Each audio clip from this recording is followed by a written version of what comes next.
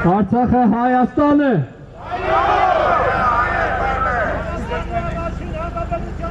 Հայտարարություն։ Artsakh is Armenia. Yes.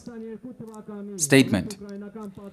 In the context of the Russian-Ukrainian war taking place in 2022, it is becoming clear that the 44-day war in 2020 and the statement adopted on November 9, 2020 were a prelude to the major geopolitical changes.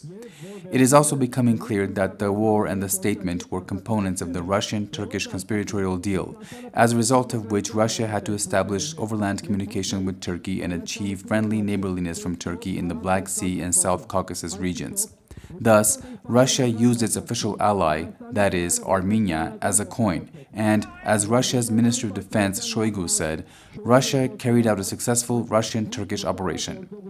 In consequence of the statement of November 9, 2020, Artsakh has the status of an occupied territory, or a zone, a term that Russia used in the statement adopted in Sochi.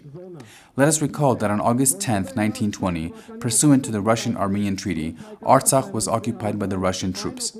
According to that treaty, the fate of Artsakh had to be determined on the basis of bilateral negotiations. However, as a result of the Russian-Turkish occupation in 1920, as well as under the treaties of Moscow and Kars of 1921 and the decisions of the Bolshevik Party, Artsakh was annexed to Azerbaijan. In the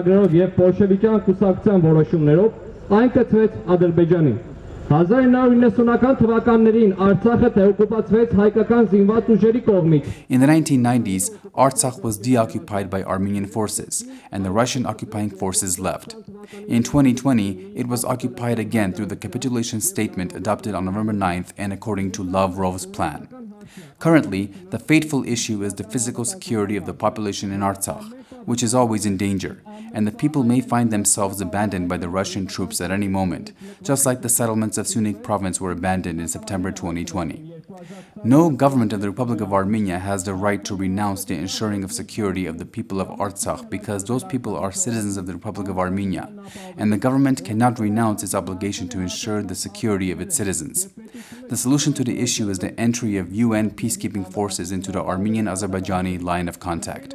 Russia, by violating its commitments to the Minsk Group, by which it should not have sent peacekeepers to Artsakh, showed a biased approach on November 9, 2020.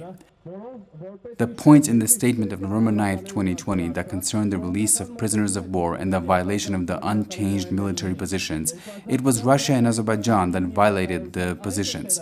And since the document is in effect in its entirety, then it must be considered null and void. Null and void. Council of the National Democratic Alliance, November 9, 2022, Yerevan.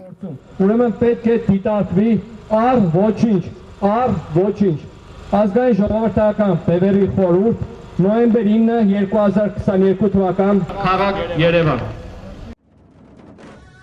Բաժանորդագրվեք Ազգային-Ժողովրդավարական Բևեռի YouTube-յան ալիքին։